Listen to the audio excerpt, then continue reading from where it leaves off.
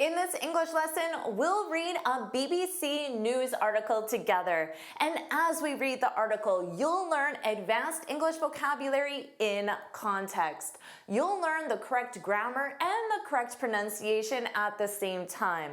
This is an advanced article discussing why teens are so stressed.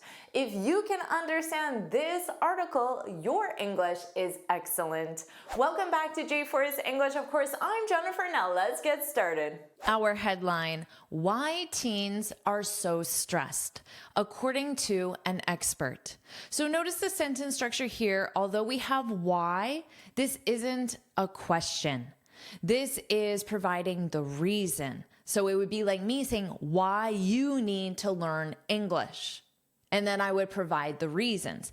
It helps your career. You can travel more easily. It's fun. And any other reason. What would be the question here? Why are teens so stressed? So you would just switch these two words and then it would become a question. And maybe you would ask someone, a parent with a teen, why are teens so stressed? Or why are you so stressed? And then the person can say, oh, because my IELTS is next week. That's why I'm so stressed. And here, of course, it's our verb to be conjugated with the subject and the time reference. So are matches our subject teens. And teens is the short form for the word teenagers. Teenagers is the full form, and it's the age category from 13 to 19 years old. So everyone within that age group is a teenager, and then the short form is teen or teens in the plural when you're referring to the category, the group as a whole. So that's why we have are and then stressed. Notice that very soft T pronunciation, stressed. Repeat after me, stressed. Stressed. And it describes the feeling that the subject has. So you might say, I was stressed about English. So this is in the past simple and is conjugated with the subject I. She was, we were stressed about English. But it's in the past. So you can add on until I found Jennifer, and now English is fun. English is easy. English isn't stressful anymore.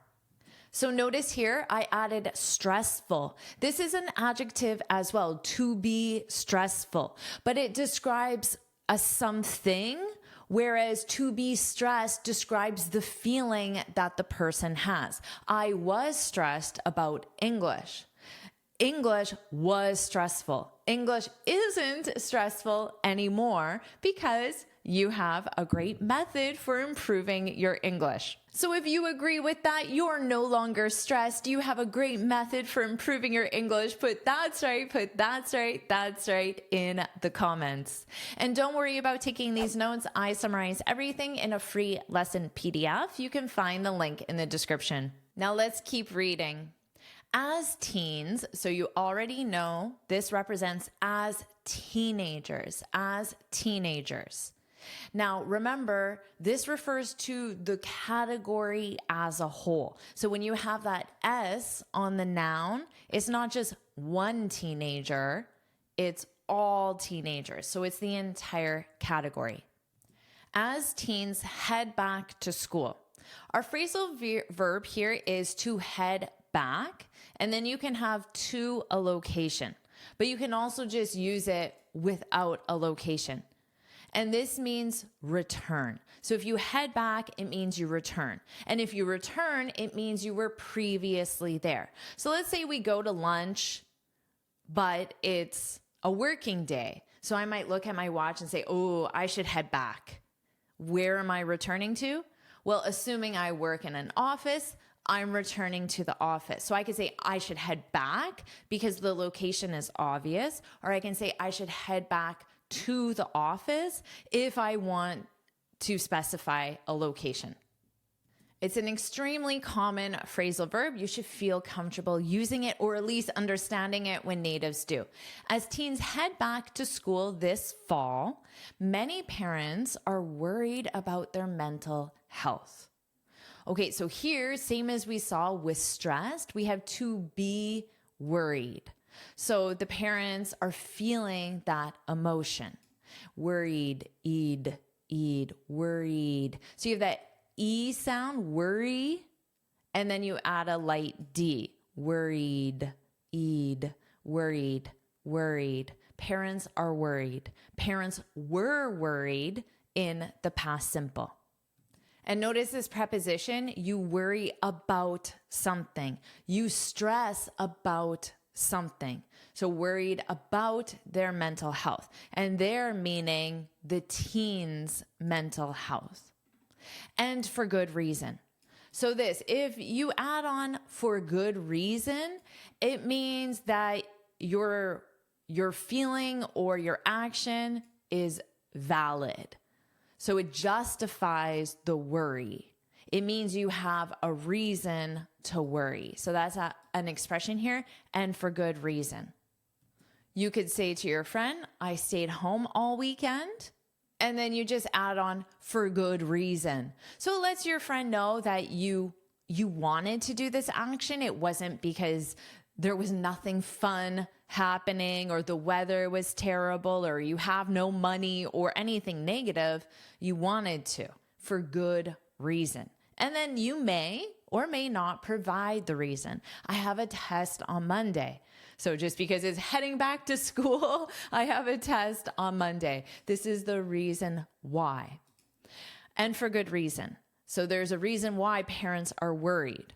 Teens today are much more likely to say that they feel persistently sad and hopeless. So adding persistently means that it isn't something that is there temporarily because there's something negative happened or there is an exam.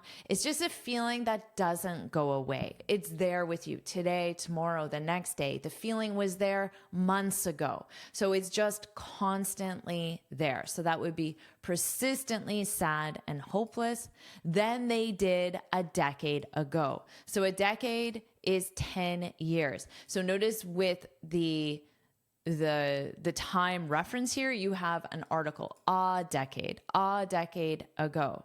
But with the quantity, you would say, then they did 10 years ago. So this is a comparison, comparing how teens felt 10 years ago, how teens feel today. And they're much more likely. So adding much, of course, makes it even stronger than simply saying more likely to say. Are you enjoying this lesson? If you are, then I want to tell you about the Finally Fluent Academy. This is my premium training program where we study native English speakers from TV, movies, YouTube, and the news so you can improve your listening skills of fast English, expand your vocabulary with natural expressions, and learn advanced grammar easily. Plus, you'll have me as your personal coach. You can look in the description for the link to learn more, or you can go to my website and click on Finally Fluent Academy. Now let's continue with our lesson. 40% of high school students, so high school students, generally that would include the teen years, 13 to 19. 40% of high school students reported experiencing persistent feelings of sadness or hopelessness in 2023. Okay, so sadness, this is a noun. It's a something. If you say, I feel sad, sad is the adjective. But feelings of, you can't say feelings of sad because sad is an adjective. You need the noun. Feelings of sadness, feelings of hopelessness. And because this is a noun, you need persistent, which is the adjective form. Before we saw persistently, this is the adverb form. So I'll write that for you. This is the adverb form. And adverbs, in this case, this modifies the adjective. Persistently sad. So they feel sad. Sad's the adjective. That figure, so here the word figure is another way of saying number. So you have to look back and find a number. The number was 40%. This is how you would vocalize percent. And then you, of course, may see it written out like this, 40%. And this is how you vocalize it. And then you can write it in that form as well. That figure, the 40%, was down. So down means it was lower. The number was lower, was down from a high of 42% during the COVID-19 pandemic. So during the pandemic, makes sense that stress levels were higher. You could say stress levels were elevated. So the stress level was 42%. But it is about 10 percentage points higher than a decade earlier. So a decade earlier, we already learned that a decade is 10 years. So points higher than 10 years earlier. It's not 10 years ago, because ago is from this point in time, but they're comparing it to 2023 and also the COVID pandemic. So whatever, if they're starting about the beginning of the pandemic, the end of the pandemic. So that's why it's earlier and not ago. Ago would be from today, which is not 2023. Let's continue. Adolescents have a highly sensitized brain in a period of time when the world is moving very quickly and they are receiving a ton of information. So a ton, of course, this means a large quantity of. So you could say a lot of information. Casually, you could say tons of or lots of. That makes it sound more casual and is commonly used in spoken English. But if you say tons with the S, you don't use an article because articles are only with singular nouns. Let's review adolescent. Adolescent.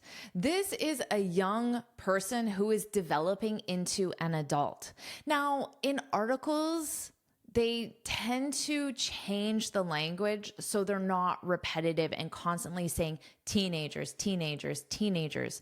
But an adolescent and a teenager, they overlap in meaning, but they're not identical in meaning. Because remember, a teenager is a person who is 13 to 19. If your child is 12 years old, she is not a teenager, but she may be an adolescent because an adolescent is a more general term. I think a lot of people would say a person who is 12 years old is developing into an adult. So although articles tend to change wording, sometimes it's not the best strategy because it does change the meaning slightly in this case. So just remember, a teenager is 13 to 19 only. They're the teen years, the numbers that end in teen. An adolescent is a more general term and it's just a young person developing into an adult. Sometimes what they experience, so they being teenagers or now adolescents, sometimes what they experience is a kind of information overload. Information overload. So overload means that you're receiving too much information. You might even use this in computers. You can say the system was overloaded, or you uploaded a very large file, but it overloaded the system. So the system couldn't handle it. It was too much information. So that's the same feeling you should have here. Teens are receiving too much information. That's information overload. It's a negative thing. So if it took me 1 hour to explain to you the difference between tons and a ton, and I gave you 20 pages of notes and practice exercises, that's negative. You would say that's information overload. That's too much information. So just remember, when you use this, it's in a negative way. Let's review this again. Sometimes what they experience, sometimes what teenagers experience is a kind of information overload, too much information that looks like intense rumination. Do you know what rumination is? Well, in the context of mental health, rumination is when you have a negative thought and you keep thinking it over and over again, but you don't choose to think it. It just happens. It happens automatically, maybe when you're trying to fall asleep, when you're showering, when you're doing anything, you just have this thought. So maybe the thought is, I'm going to fail my IELTS. But then if you just keep thinking it over and over and over, that's rumination. Now, in my definition, I use the word persistent because we already talked about that. A persistent negative thought, and I added on repeat. So the thought repeats again and again and again. And intense makes it sound, rumination is already sounds intense, but of course, adding the word intense is there to intensify it. Intense rumination, anxiety, and other mental health distress. So this, again, justifies why parents have good reason to worry about their kids' mental health. At an individual level, there are things we can do even as we work to solve the bigger picture. So the individual level, that would be things I can do to improve my mental health. So maybe if I'm stressed out at work, there are things my boss could do to support me. There are things my coworkers can do, my team can do. At home, there are things my parents or siblings can do. But the individual level, that's things I can do. So it's compared to at a societal level or a family level, for example. At an individual level, there are things we can do even as we work to solve the bigger picture. So the bigger picture might be addressing things like the amount of information teens are receiving, the amount of homework they receive. That would be the bigger picture. The first is building. Okay, so now they're listing the specific things. This is the solution now. The first is building strong social connections that not only provide support. Here, when I see not only, I know that is going to say but also, even without reading, that not only provides support, but also counteract, because they go together. Not only, but also. Not only, but also. The grammar can be different here. It could be a past simple. It could be a future simple. It depends on the context. In this case, it's the present simple. Not only provide support, but also counteract excess stress. So excess means more than normal. Excess stress at a psychological level, because your body can, so psychological level would be what your body can manage. Your body can manage stress. It's designed to do that. But excess stress, there's more than your body can naturally handle. So if you counteract that, it means you provide a solution to address that problem, so the problem is smaller. Let's review some everyday examples of not only, but also. You can say, my new phone is not only faster, but also has a much better camera. So when you're listing two things, you can use this not only, but also. Two positive things, you could also list two negative things as well.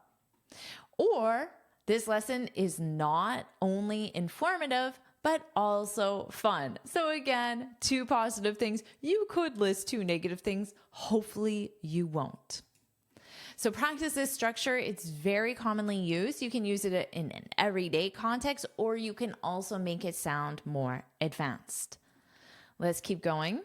The second, so remember we saw the first, strong social connections. That's the first solution.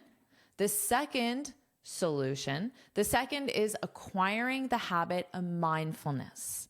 So if you acquire the habit of, it's another way of saying building or simply having. But if you acquire it, it means they don't have it now. The second is acquiring the habit of mindfulness, promoting a focus on being present in the moment. So this is a brief description of what they mean by mindfulness, promoting a focus on being present in the moment, and limiting non-productive fear of the future. I like how they added non-productive fear, because there are certain fears of the future that maybe it's worse having those fears or thinking about them, finding a potential solution, but a non-productive means it isn't helpful to do that. A non-productive fear of the future and rumination about the past. So remember, rumination is just having a negative thought on repeat. But if it's about the past, maybe it's something like, why didn't I share my idea in that meeting? Or, oh, I made a mistake when I asked for directions. So it's something you did. And then you just keep thinking about it again and again, persistently, weeks later, months later. I mean, for some people, it could even be years later. Rumination about the past. A particular risk for teens because their brains are still developing this ability. So here, this gives more information about what was last said. So they're saying here, there's a risk for teens to do this. So to have fears for the future or ruminate about the past, because their brains are still developing this ability to control their thoughts, control their fears, control that rumination. So a particular risk for teens, this means that teens experience this more than other categories. So that's the word particular risk. Let's continue on to the third. So the third solution comes from taking care of the physical body, which includes regular physical exercise, sufficient sleep. So sufficient means enough for your age group or your specific body, your specific health. So enough sleep. And avoiding harmful stress reducers. So a stress reducer is something that reduces your stress. It's a noun. Now, there could be positive things that reduce stress, like exercise and sleep, but then there are negative or harmful stress reducers, negative, harmful things that reduce your stress. And now they give examples like alcohol, drugs, or comfort food. So comfort food, this one's interesting. Comfort food is a category of food like takeout food or Italian food even. You can think of it as a category. So comfort food is food you eat to make you feel comfortable. It's often in North America, of course, what makes someone feel comfortable is probably place specific, but in North America, they're generally things that are heavier, richer, things with a lot of starch, potatoes, that would be comfort food, anything that is really heavy. So they're generally food that's not good for you. Most people would not consider salad a comfort food, which is why there's generally food that's not good for you. Now notice here they have avoid, which is your verb, in ing form, and avoiding harmful stress reducers. Why is this in the ing form? Well, when you have this and, you have to look back to what the main part of the sentence was. So which includes, and then we have 1, 2, 3. So this third is after include, because you would say which includes physical exercise, which includes sufficient sleep, which includes avoiding harmful stress reducers. That's how the commas and functions. So remember, when you have a list with and, you have to go back to where the list started to determine the grammar. And include, you use include, and the verb that follows is in the ing form. You need a gerund verb. Let's continue. None of these keys to resilience, so they listed 3 things. They're referring to these 3 things as keys to resilience. If they're keys, it means that they're essential things to result in resilience. None of these keys to resilience are easy or natural for teens. And again, remember, when you have this as, we're talking about the general category for all people aged 13 to 19. But parents and schools can play a positive role. So notice this expression here, to play a role.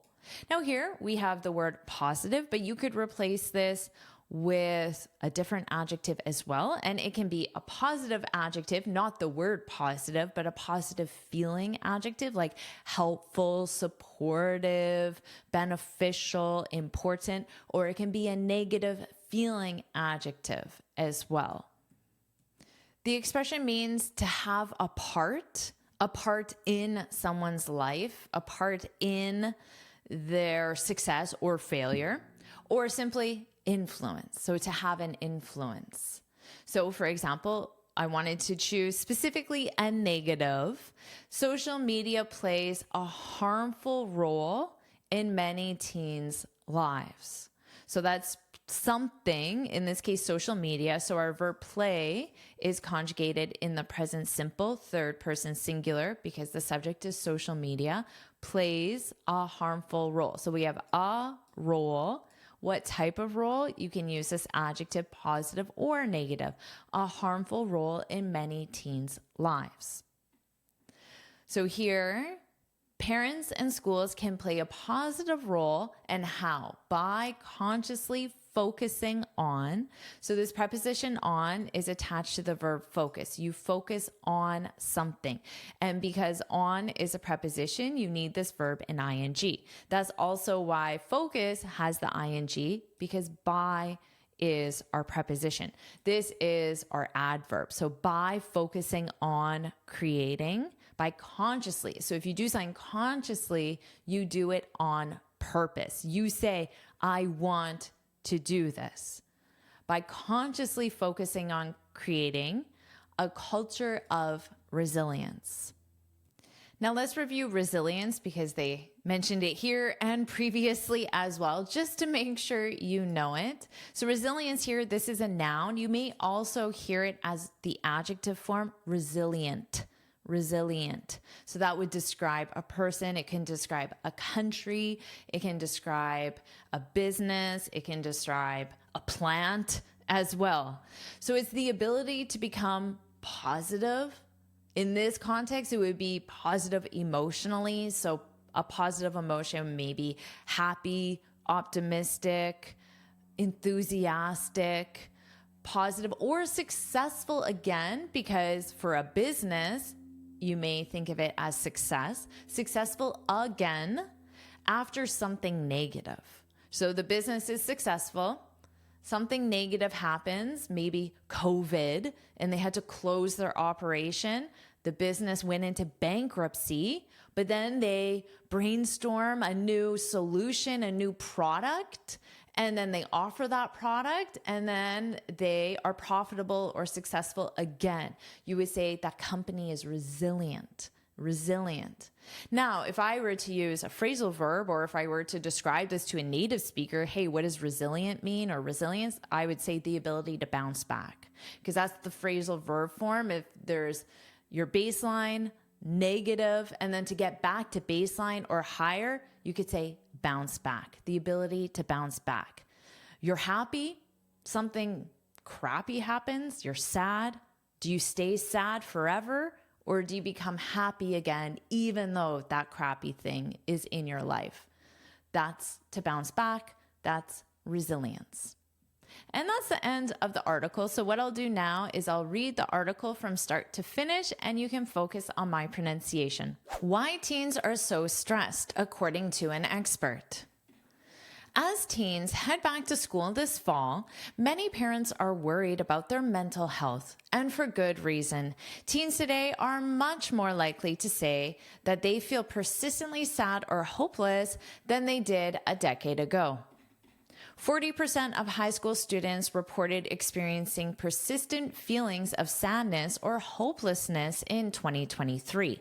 That figure was down from a high of 42% during the COVID-19 pandemic, but it is about 10 percentage points higher than a decade earlier. Adolescents have a highly sensitized brain in a period of time when the world is moving very quickly, and they are receiving a ton of information. Sometimes what they experience is a kind of information overload that looks like intense rumination, anxiety, and other mental health distress. At an individual level, there are things we can do even as we work to solve the bigger picture. The first is building strong social connections that not only provide support, but also counteract excess stress at a psychological level.